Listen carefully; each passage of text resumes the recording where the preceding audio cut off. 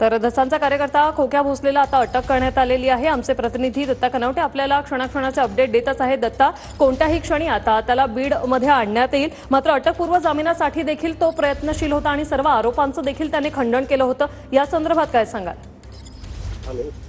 नक्कीच त्यानं सर्व खंडन केलं होतं, मात्र त्याच्यावर जे काही गंभीर स्वरूपाचे गुन्हे दाखल झाले होते, त्याचबरोबर त्यांनी एका व्यक्तीला बॅटने मारहाण केल्याचा व्हिडिओ व्हायरल झाला होता। खोक्या भोसले याच्या घरावरती वन विभागाने छापा मारून त्याच्या घरातून शिकारीचे जाळे, हत्यार आणि त्याचबरोबर वाळलेलं मांस जे आहे ते सुद्धा हस्तगत केलं होतं।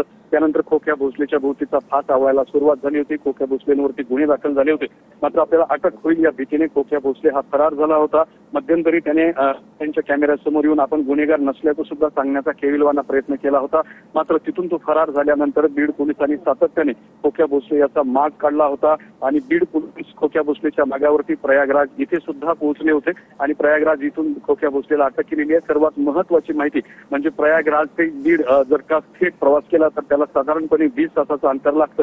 त्यामुळे खोक्या भोसलेला घेऊन बीड पोलीस जे आहे ते बीडमध्ये उद्या सायंकाळपर्यंत कदाचित पोहोचू शकतात। त्यामुळे खोक्या भोसलेला कदाचित उद्या संध्याकाळी सुद्धा न्यायालयासमोर हजर केलं जाऊ शकतं, मात्र सध्या त्याला बीड पोलिसांनी अटक केलेली आहे आणि खोक्या भोसलेला बीडमध्ये आणून न्यायालयासमोर उपस्थित केलं जाऊ शकतं। नक्कीच आता आज एक महत्त्वाची सुनावणी देखील पार पडणार आहे, या संदर्भातली त्या संदर्भात काय अपडेट? नक्कीच खोक्या भोसले खरं तर अटकपूर्व जामीन मिळवण्यासाठी प्रयत्न करत होता, मात्र अटकपूर्व जामीन मिळवण्याचा प्रयत्न असतानाच त्याला अटक करण्यात आलेली आहे। दुसऱ्या बाजूला या संदर्भामध्ये सुनावणी सुद्धा होणार आहे। या सुनावणीमध्ये न्यायालय काय निकाल देतं हे सुद्धा पाहणं महत्त्वाचं ठरणार आहे। मात्र जामिनासाठी आटोकाट प्रयत्न करणारा खोक्या भोसले हा प्रयागराज इथे पळून गेला होता आणि प्रयागराज इथून पोलिसांनी खोक्या भोसलेला अटक केलेली आहे। नक्कीच आता असेच जोडलेले रहा। धसांचा कार्यकर्ता खोक्या भोसले याला अखेर अटक झाली आहे।